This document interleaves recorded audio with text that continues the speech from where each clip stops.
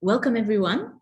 My name is Farida Alagami. I'm the General Manager of the Tharawat Family Business Forum. And on behalf of New York University, Abu Dhabi, and Tharawat, I welcome you to this webinar in conjunction with the Family Business Histories Research Project. Today's session will take around 1 hour, and it's basically a great pleasure for us to have this session with all of you today, because we are able to launch our third case study that is prepared in a series of case studies in this research in the framework of this research project. Before we get started with our session, just a couple of hints on how to best enjoy this webinar.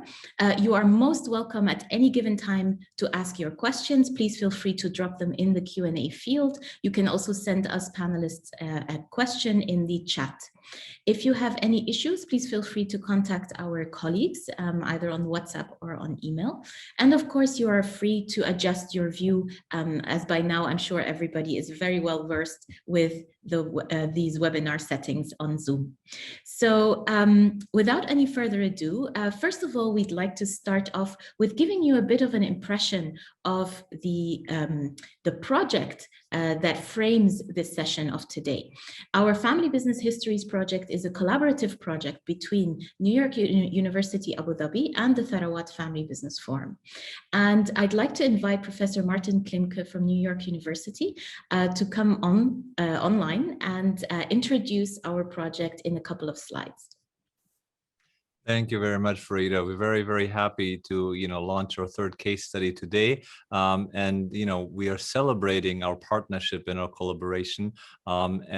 Just a brief reminder in case you haven't, seen previous webinars or haven't heard of our project, we're trying really to do something new by compiling, documenting, and analyzing the history, legacy, and the socioeconomic impact of family businesses in the GCC and MENASA region. That's our mission, as a project.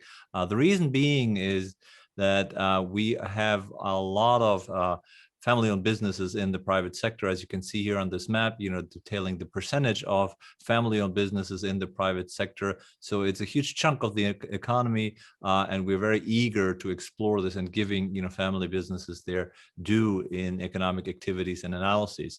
Some of the world's oldest family businesses you see here, on display worldwide. One of the key trajectories of our project is obviously to highlight, the family businesses in the region that we're looking at. So our goals really as part of this project is to understand the history, through academic research of these family businesses that we're looking at, and also to highlight their legacy. We're especially interested, in the various generational components, 2 or 3 or more generations of each family businesses, how that dynamic unfolded through time, and also obviously preserving the heritage, of these family businesses through archival processes, digitization, oral histories, and so on and so forth. And last but not least, obviously, the goal here is to inspire the future to have an impact, on the current business leaders in various fields by making them aware of the history and the shoulders that they stand on as current day entrepreneurs. Why? I mean, that's obviously, something that we have thought about a lot. As I said, family businesses, make a huge chunk of the economy all over the world, in particular in the MENASA economies. They're a pillar of those economies. Their sustainability is crucial to the region at large. Family businesses require vision and joint purpose, and we'll talk about the governance component in today's webinar, as well as the collective decision-making processes. And I think our historic understanding and the shared identity is key for that particular strategic vision for the future.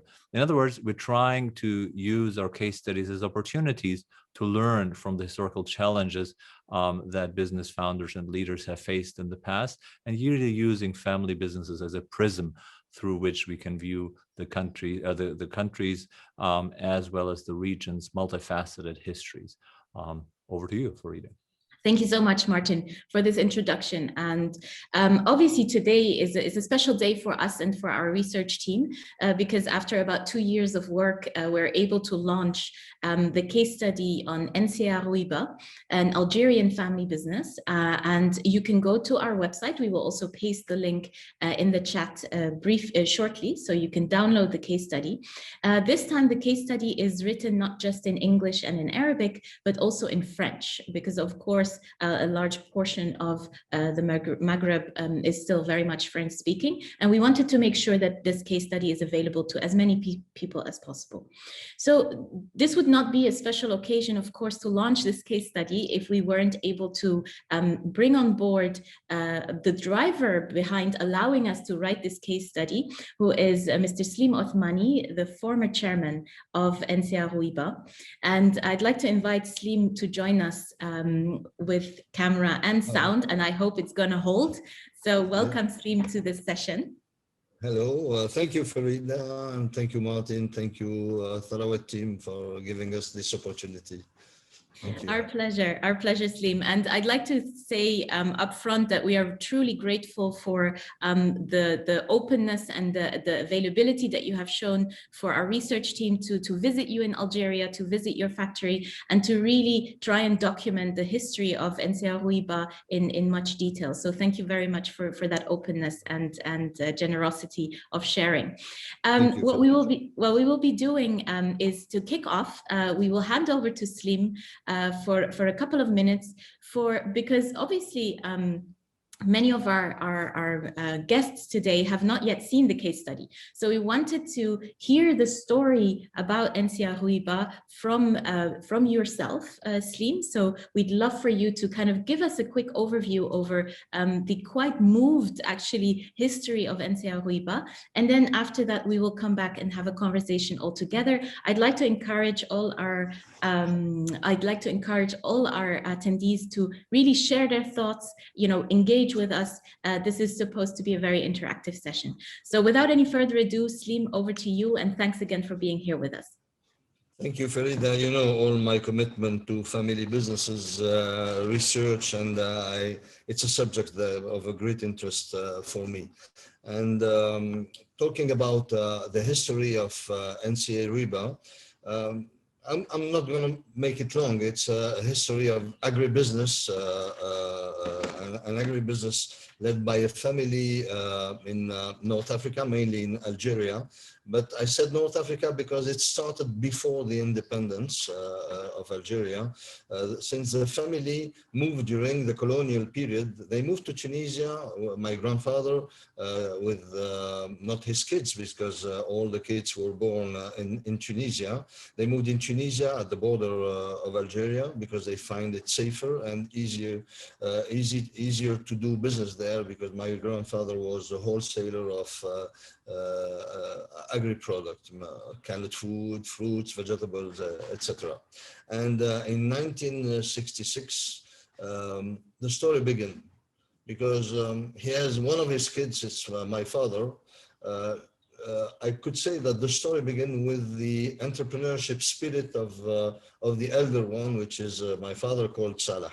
And in 1966, he convinced the family, after the end of colonization, he convinced them to move to Algeria, a country they haven't seen, no one of the kids haven't seen.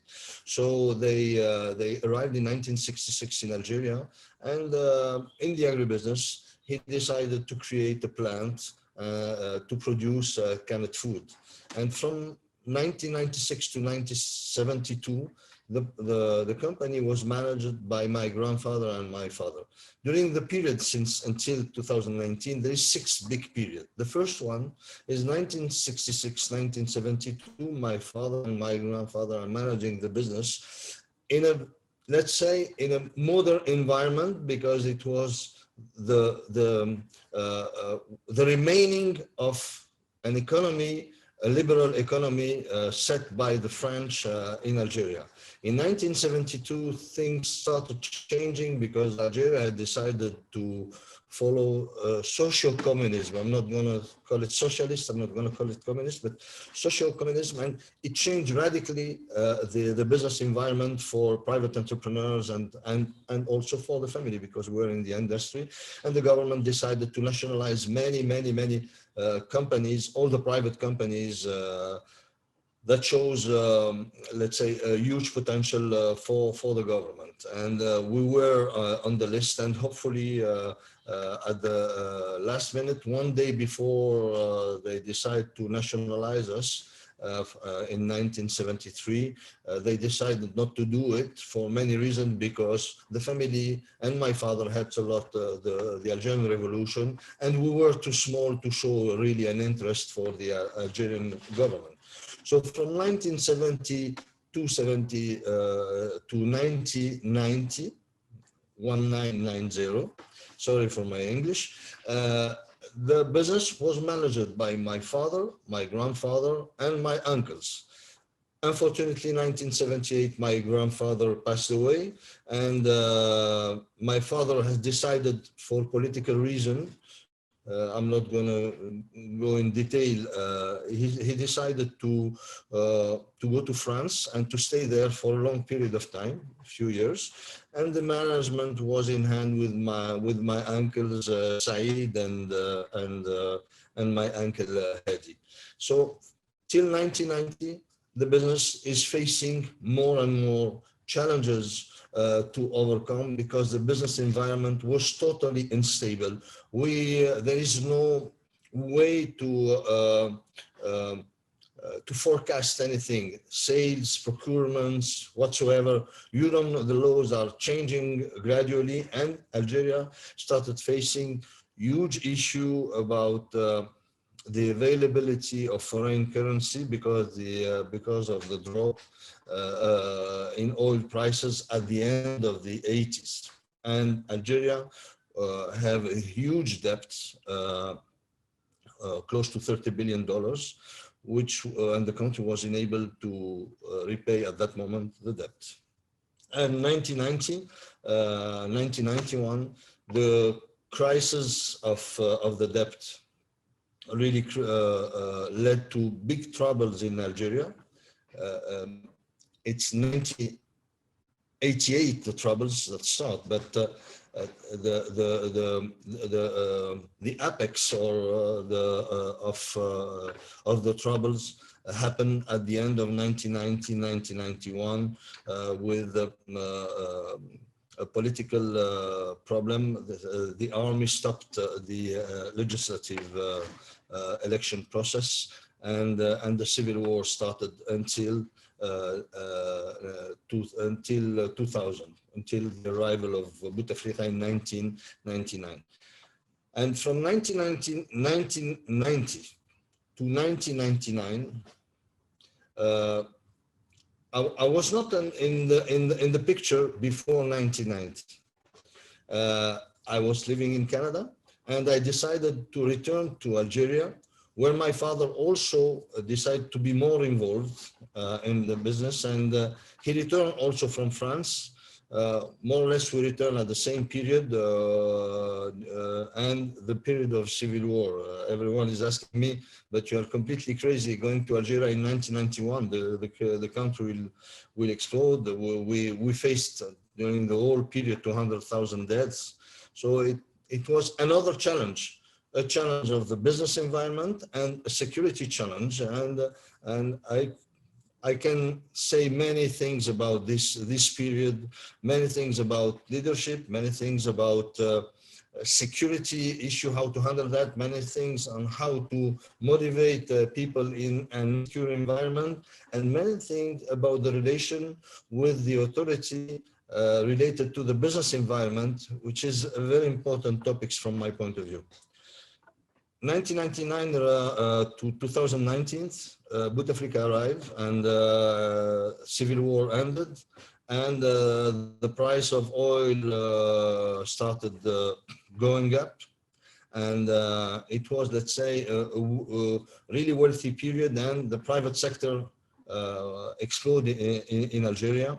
unfortunately not for a long period of time, because in 2005, as usual, instability in Algeria, not political instability, but business environment instability, has led to the stop in the opening of the country to foreign direct investment and to denationalization process. They stopped everything.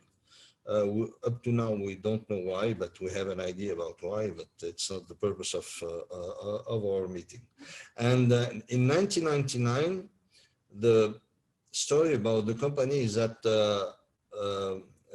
during family meeting, I proposed to take the control of NCA-Rouiba. I had a plan to make Rouiba another company, to manage in a different style the company. From 1966 until 1999, it was a really family business old style management. Orders are coming daily from the family members. No one knows who's the head of the company, but they know that my father is the head of the company, but he delegates everything to his brothers and the employee, and even, you know, the relation with the employee is totally unclear and non-transparent.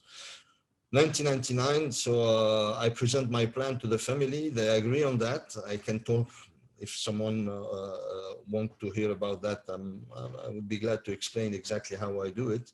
I explained to the family member that we need to change. We need to professionalize the management of the company, and we need to address many issues that I identified and I showed them. And they accepted that I control totally the company. By the way, I was already at that time the biggest shareholder because of the decision of my father, and he gave me all his shares and he split it with me and my sister. And so I became de facto the general manager of the company, and my father was the president, but the president, honorary president, without any decision, let's say, not right, but he's not taking decision. He gave me all the decision in hand. Until 2017, my father passed away.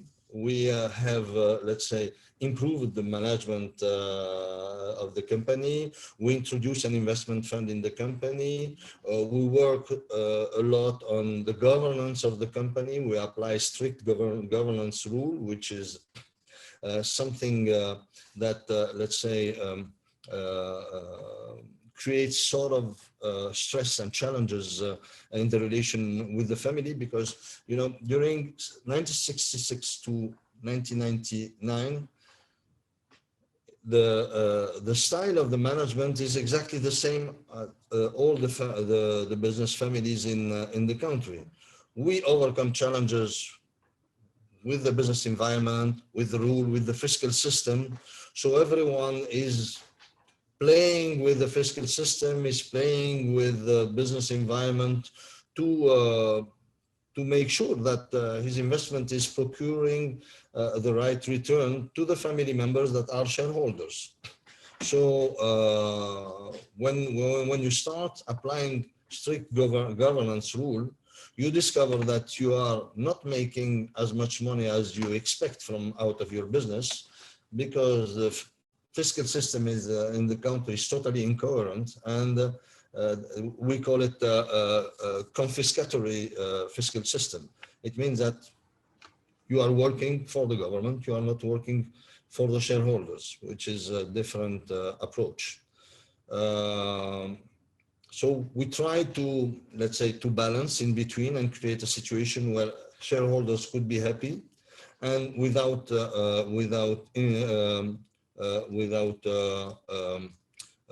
contourner, I don't know, without breaking the rules of law.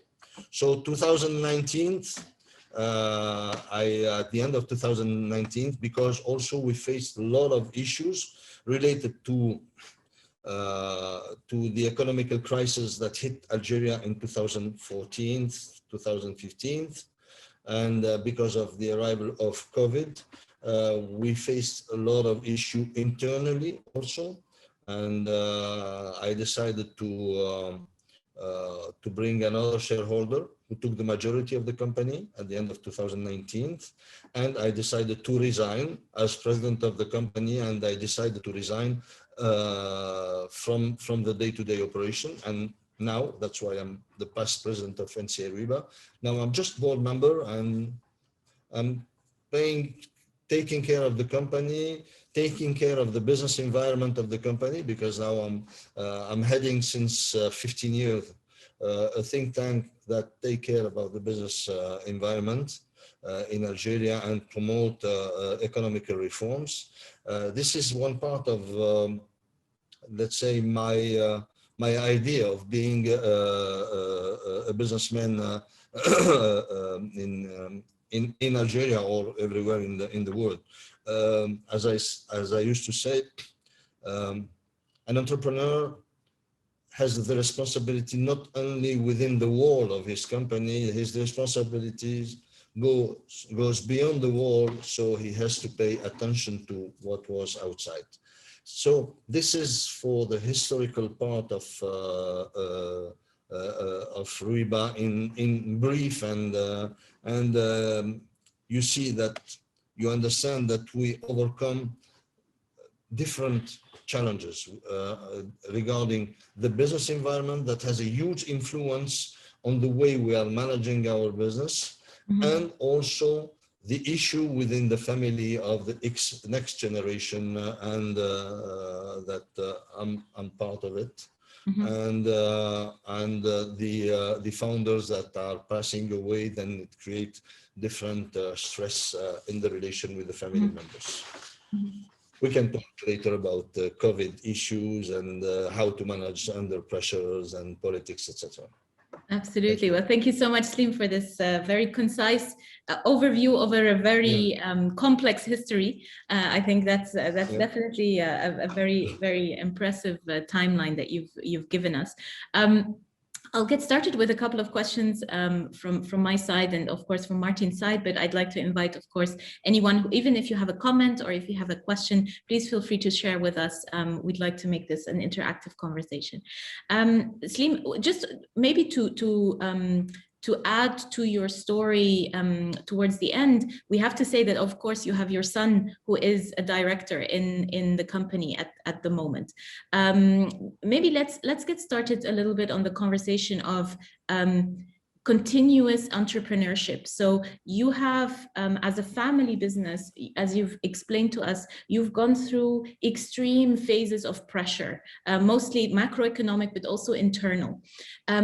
Can you explain to us a little bit what it is that you think has made sure that, in a way, in each generation, there was an entrepreneurial spirit that kept going? Do you feel that that is, it's a coincidence, or is there something in the value system or in the education of your family that has contributed to that entrepreneurship to continue across generations?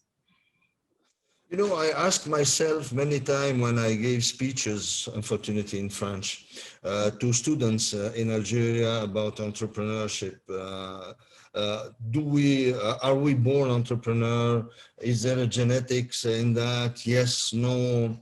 I think not everyone could be entrepreneur.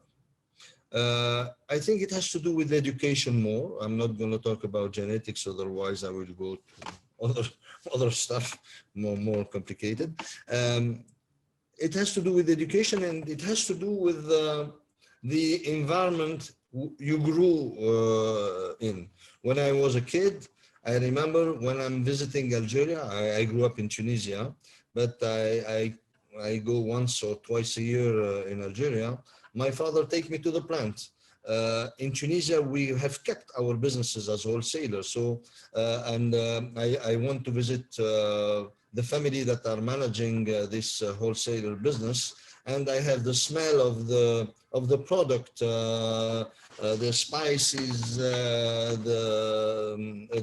the spicy ingredient that they are selling, the canned food, the vegetable, etc. So I grew up in that, and I started understanding the dynamics of the business in terms of logistics, in terms of human resources, in terms of competency, in terms of equipment, production that we need, etc. And you don't know when you're a kid, you don't know how many information you collect, but those information at the end, integrate themselves together and make your entrepreneurship spirit or your center of interest in your brain. Why I didn't show any interest in aeronautics, why I didn't show any interest in other stuff. It has to do only with education. I probably, if I grew in a family of painter, I would have been probably I would have been a painter, an artist, not painter building, but an artist. Oh, why not? Or why not? Yeah. Why not? Exactly. So it's not. I don't think it's a coincidence. It's only the fact that you grew up in that environment, so you have a sensitivity for that environment. But one thing, I think it's very important.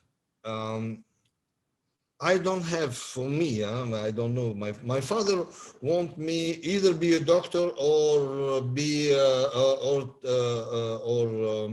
or be involved in his businesses. I choose the one that I have the sensitivity with. But I will not. I have decided not to push my kids to go in that direction. I told them, choose whatever you want. The world is full of opportunities. Don't refrain yourself from exploring other world of opportunity than the one of agribusiness. So my daughter went to the arts in Berlin, by the way. My daughter went to the art environment. My son Yusuf, he stayed in the company until now. He's a marketing manager, but he decided to explore other entrepreneurship opportunities while being a marketing manager that has nothing to do with agribusiness. I'm really happy about that. So to make it short, it's how you were educated, how you grew up, and how you see also the challenges the family overcome. And if you are a man of challenges, which I am, I'm a golf player, and all golf players that are listening to us, there's a difference between having the ball on the fairway and having the ball in the rough. I'm very strong in the rough. In the fairway, I'm a good player, but I'm not as good as in the rough. In the rough, I can find a solution. In the fairway, the solution is here. Let's say it's wrong what I'm saying, but because sometimes in fairway, the solution is very difficult to find. But I prefer to be in the rough than being in the fairway, which is very strange. Great, thank you, Slim. Well, speaking of challenges, I think this is certainly a wonderful transition. Your company and its products have, become over the decades or have risen to national prominence. And at the same time, I think the history of your company is, taking place at the same time that the country itself is undergoing, turbulent political and economic waters. So how would you reflect on, the impact, the political context has had on your business operations over the years? You touched on it already in the introduction, but how would you reflect on that in general? Yeah, let me consider only one period, the last period, because they change too much and it has a huge impact. Or I can distinguish two periods: before 1990 and after 1990. Before 1990, could you imagine an industrial company in the agribusiness that is not allowed to invest in equipment to produce, which is completely crazy? But the country is working like that.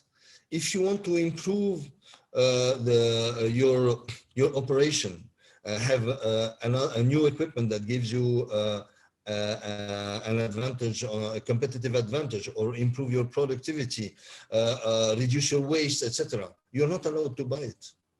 So what we are doing at that period, I heard it because I'm not managing the company. I heard it from my father and my uncle, and I saw it.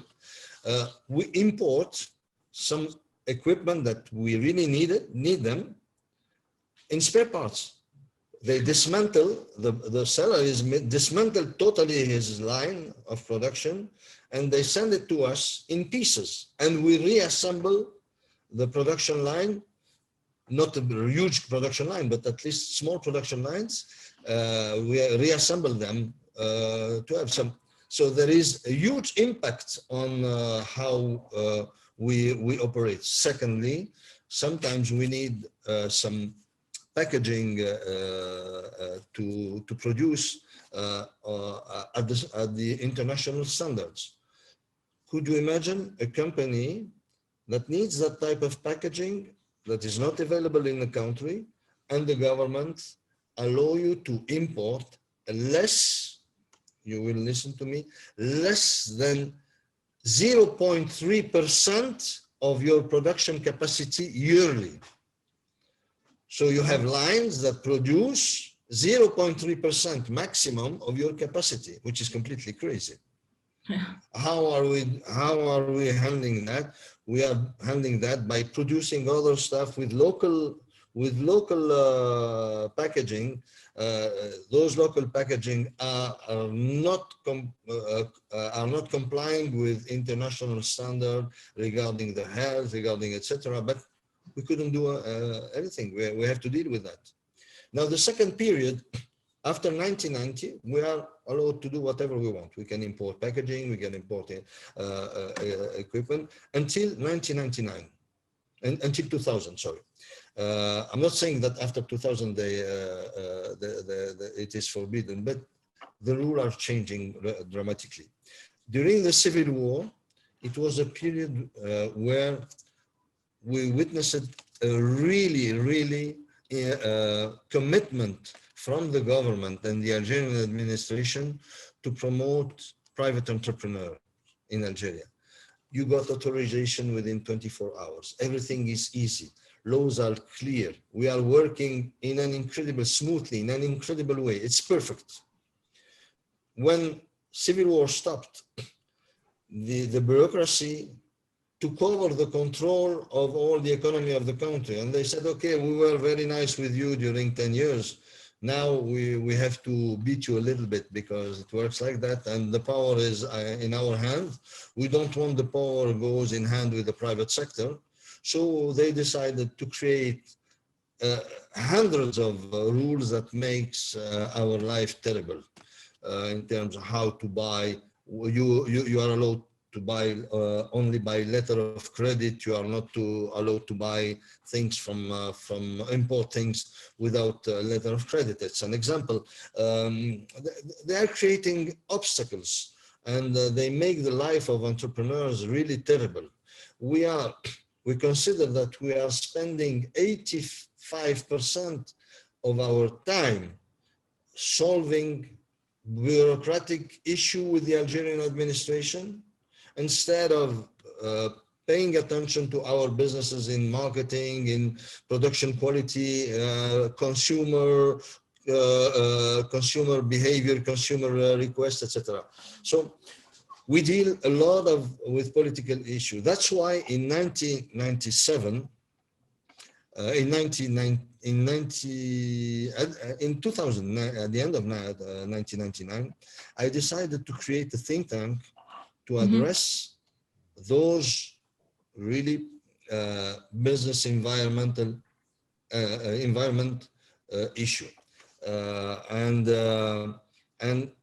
we decided to the think tank was called CoCare. If people are showing interest in doing business in Algeria, where we produce a lot of things. We even have produced the dashboard of the Algerian economy, which is a fantastic product. It's called care.dz. Care.dz. It's very easy. CRRE. So, and we through this think tank, I had a great impact on the decision process. Secondly, which is very important for me, there is no entrepreneur association that is very active. So instead of going for an entrepreneur association that is fear from the government, I decided to create the Drink Producer Association. This association gather all the drink producers. At the beginning, they were afraid about that. What is this association? We're going to be together. We are competitors. We couldn't be in the same association. But after 1 year, they realized the impact that we could have on the decision of the government. And as example, there is a decision taken in the fiscal law, and we broke that decision. After 1 month, it was published because we were strong, we were together, we represent a force in the country.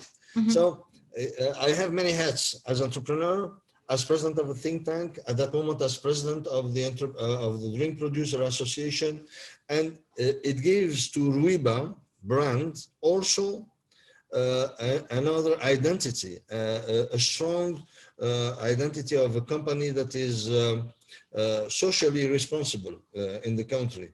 And we apply strict governance rule that help us do that, because if someone tried to, let's say, to squeeze me, he couldn't tell me that you are playing with the figures of your company, or you are over invoicing things to have money abroad in Switzerland or whatsoever. They couldn't do it because I don't do stuff like that. To protect myself and to protect the image of the company, and to make sure that all my the plaidoyers, all the action that I'm leading to improve the business environment and promote reforms in the country, was heard properly by the government. I mean, it's a fascinating. Thank you so much, Slim, for clarifying this, because basically what you're saying is that if you're an entrepreneur in a highly volatile environment, your job is far more than just managing your day-to-day operations. It literally is to secure the overall environment for the company to even exist. And I think that's a fascinating, facet to explore. And specifically, if we take into consideration the current context, especially in the MENA, some of the MENA countries are, very much facing similar kind of volatility and have to make do with those realities as well. I'm going to take 2 of the questions from the audience, Slim, if you don't mind.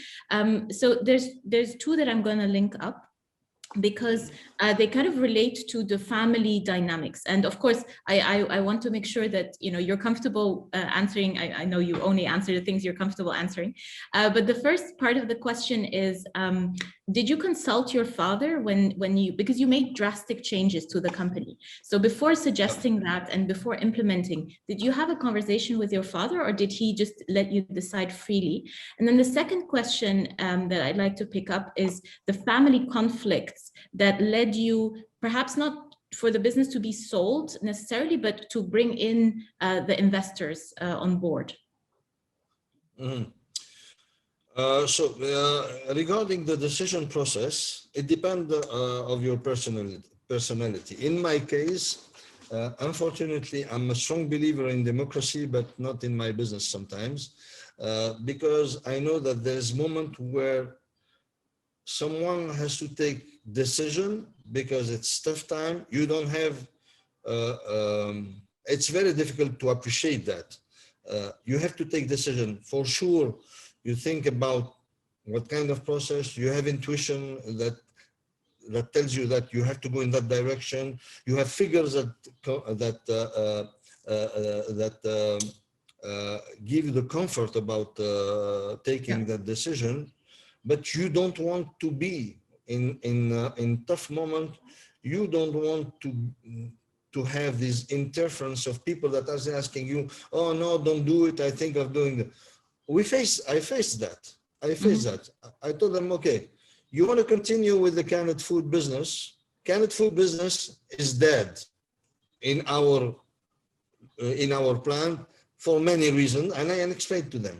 They said, but canned food is something that we have done historically since 1966. We have to continue to do that. Equipment totally out of date, dying. Employee too old to be trained again and be and operate properly on the equipment. We need to invest heavily to change completely, and we don't have the space to install new equipment or modern equipment in that. So all the reasons, and there's many other reasons, and all the reasons are here not to continue. But they insist. Okay, I told them, okay, this is those are the equipment. If one of you want to do it, the equipment are here. And the plant, we sacrifice 30% of our space occupation in the plant to let those equipment aside, like this. Here, everyone is coming, they look at the equipment not working because they are too old, and no one want me to remove those equipment of the plant. And at the 4th year, I came and I said, okay, no one of you have done anything with this equipment. I get rid of it and I build the new plant, but it's a waste of time. It's huge waste of time. So to come to your question about personality, sometimes you have to take decision alone without consulting. And in my family, I have taken many times decision alone because in my education and the life I had far away from my father, alone with my mother, I have always taken decision alone. So it's my management style. I like to think a lot about decision to take, but alone. It's very bad, I know. I will not recommend that to anyone. But gradually, you started identifying the people who could help that you can work with. process. Yeah. But I'm not saying people that tells you, yes, it's good. People that helps you go to the decision, good or not good, but not people that come, oh no, it's bad. I don't like that. I like someone that when I share with him my thoughts, my idea, we started looking at the different directions, and then I come to the conclusion. I don't want him come to the conclusion. Like many consultants do, they go to the conclusion and they kill you. And the second question is about the conflict that led you to bring in the investors. Yeah, there's two moments. There is a moment of conflicts that brought investors because the company, the first conflict happened in 2004, 2003. The company is growing like hell. So in every growing company, we need cash. And we don't want to borrow money from the bank because we already have borrowed enough in accordance with the figures of the company. And I looked at the shareholders. I told them, we need cash. Every one of you has to put cash. They said, no, we don't put cash. I told them, so if you don't put cash, the company will collapse because it's growing like hell and we couldn't manage that. It's impossible. The bank are full. So they say, no, we don't want. I told them, okay. And all of a sudden, the idea of having an external board member in the board of the company makes sense because the family, the behavior of the family member in a board member where there is not family members is changing radically. Sure. So I told them there is an investment funds who is paying attention. He's paying big interest to Rouiba. They want to be in for 25 or 30% of the company. They said no. I said yes. They said no. I said yes. And then I decided because I have enough right to decide, and they accepted to sign. They signed, and we have this investment fund that brought a lot to the management of the company. Hopefully, But as any investment funds, they have to quit after a certain period of time. And we went to the stock exchange. We made sure that the investment fund could quit through the stock exchange. Unfortunately, the investment fund wanted to quit for only 2/3 of his shares, and they kept 1/3 of their shares until 2019. And in 2019, we don't have a conflict. We have a big issue with one of the family members who played with the figures in a way that even the board couldn't see that. It's a kind of Ponzi pyramid with the figures of the company. And when we discovered that during 2018, we started discussing with him because the amount is very important and could lead to the bankruptcy of the company. And he was at that time the general manager of the company. I was only the president of the board. And we tried to adjust, to correct with him and to help him get out of this issue because he's a family member. And he couldn't find a solution. And the only way for us in summer 2019 is to close the company the 31st of December, or to find an investor who is interested in being in the board for an important amount to bring in the company.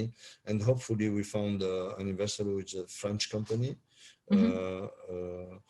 They don't allow me to sit, even everyone knows their name. I'm not allowed to give their name or to talk on their behalf. So I'm not talking on their behalf. And I have them now in the company, and I accepted to be diluted. I haven't sold my shares, but at least I saved the jobs. I saved the brands. I saved the history of the company. And now the company returned to what I was expected: growth, well management, transparency, good governance, and so on. So, but it's a big challenge finding more than 30 million euro in 2 months to be injected in a company, especially in the business environment that we have in Algeria. Of course. Totally unstable. That we have changes in laws every 2 to 3 months. Could you imagine? It's impossible to forecast anything. Impossible. Yeah. Martin, do you have any follow-up questions on this? Thank you so much, Seem, for explaining this. No, I think that was fascinating. I think one of the things that come from the audience, a question that I wanted to invite you to reflect on is, have the consumers, been aware that you operate as a family business, and was that an advantage that was already, visible in the time of your father leading the company?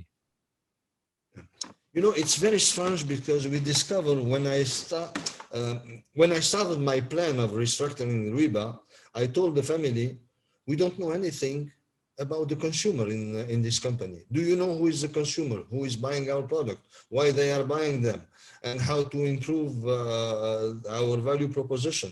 And they didn't answer. And then I discovered that the consumer didn't know that we are a family business. They thought that we were nationalized in the 70s. Could you imagine? We were in 2000 and still people think that we are a public company, which is incredible. All the effort we have done to communicate, and let's say my personality in the business environment in Algeria, everyone knows that I'm the president of Rouiba, but they thought that I'm a president appointed by the government for a public company. So it's which is amazing. But the consumer are not, unfortunately, in socialist communist systems. They educate people with the idea that private sector is hell. So whatever direction you take, either you go at the end of your studies, you go and you work as a civil servant, or you create your own company. Civil servant is like going to heaven, and creating your own company is like signing a pact with Faust, with hell. So It's very strange. And even the media, when they talk about private sector, they didn't talk positively. They always talk about thieves, private sector, they are thieves, etc. They always say that. And this is also one of the actions that I'm trying to overcome, that I'm trying to overcome since more than 20 years, is that changing the appreciation of the private sector in the country, which is impossible because the government is playing with that. They want to make sure that private sector didn't get any piece of power in the country. And in all dictatorship, I'm not saying 100% dictature we have in Algeria, but it's a kind of dictatorship since 1962. In every system that works like that, that works exactly the same in North Africa, private sector either has to be, we call it, I think, crony private sector. It means a strong link with the government and the government control them, or a silent private sector that haven't say any words to change things. So it's very difficult to make the consumer appreciate what we are doing, and it's a long road to make the environment change the appreciation about the private sector.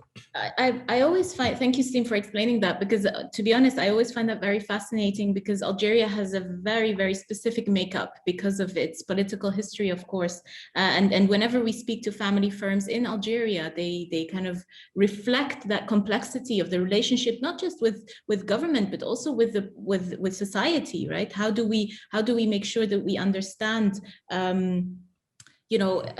how to interact with our ecosystem and be successful at the same time. And I'd like to start slowly. Unfortunately, we have to start closing already. I know we can keep going for hours, but I think perhaps one of the questions I'd like to pick up from the audience before going to our last question is, how is it possible, Slim, to create successful companies in such an environment?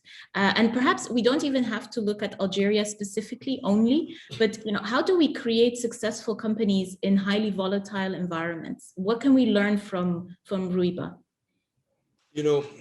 I can talk hours about that, because I think it's the most interesting part of your entrepreneurship, how do you call it, day, or your entrepreneur's day, and journey, maybe. Those thousands of challenges gives you the sense that there is no limit to be an entrepreneur, whatever environment you're in. You can overcome whatever issue. Everything is possible for an entrepreneur who really wants to succeed. So everyone asks me, but if you complain about the business environment, why you haven't left and went to easier environment? You lived in Canada, why you didn't stay in Canada? I came for family reason, and then I discovered an environment that fit with my personal skills. I like challenges. I like to fight. I like very difficult issue to overcome. I remember when I was at the university studying computer engineer, I was specialized in artificial intelligence, but 40 years ago, could you imagine what was in artificial intelligence 30 years ago? It's completely stupid. My French teacher, I don't know if you call it teacher, I use that word, at the university, he told me, Slim, I think that you have an incredible capacity in finding solution in very difficult problems. I told him, I don't know why. I know that I really have that ability. And he told me, use it as much as you can. It's exactly what I'm doing. Difficult problems, solution. There is solution to everything. And it stimulates my entrepreneurship spirit. Thank you so much. Honestly, Slim, we've had the pleasure of course, over the past years of speaking to you very often, and it's to me personally, as a member of a family business, and you know, to my sisters, it's always an inspiration to speak to you. To be very honest, and you always give us that energy of, you know, if you can do it there, you know, you can pretty much do it anywhere. It's a bit like New York, but in, you know, in a different way. But Martin, I'd like to hand over to you perhaps for some closing words from your side before we come to end the session, Slim. Right. Can I have a question about COVID? Can we say a small word about COVID? Please. Of course. Of course. We are addressing COVID issue. Yeah. Okay. I think for family businesses and also for other families, I think we already talked about that. COVID crisis is a huge challenge, but also it brings to the brain of entrepreneurs the ethic point. And the ethical point comes when, there is an opportunity to, let's say, reduce the number of employees in my company, to reduce my cost, to reduce salary, to reduce other things. And the ethical issue is an important, the ethical point or value is an important value in the life of an entrepreneur that want to succeed.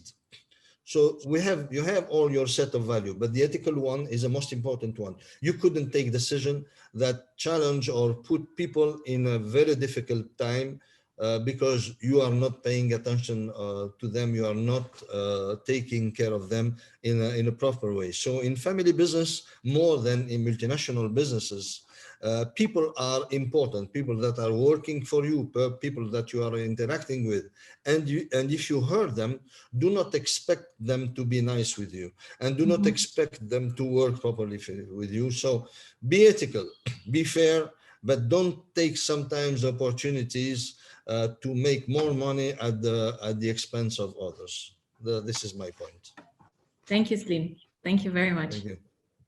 There's nothing more I could add on that one. I mean, what I'll say is that, yes, I think this particular value question, the internal compass, your own drummer, you know, that's been very, very interesting to navigate the various challenges, I think, that we've been hearing about, you know, through your company's history and through your family's journey, you know, through, you know, these particular turbulent waters. So we're really, really appreciative, you know, of, you know, all your time that you've spent with us. And there's much more in the case study. So please go take a look at the case study and you'll see, you know, in more detail, you know, what we've been hearing today. And, you know, again, thanks so much for joining us today. Over to you, Farida.